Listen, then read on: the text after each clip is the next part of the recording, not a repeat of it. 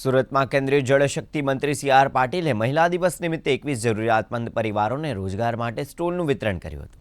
સી.આર. પાટીલના જન્મદિવસના ઉપક્રમે સાકેત ગ્રુપ અને હોપ ચેરિટેબલ ટ્રસ્ટ દ્વારા આયોજિત કાર્યક્રમનો હેતુ ઉદ્દેશ્ય જરૂરિયાતમંદ પરિવારોને રોજગારનું સાધન પૂરું પાડી તેમને સ્વાવલંબન તરફ પ્રોત્સાહિત કરવાનો છે.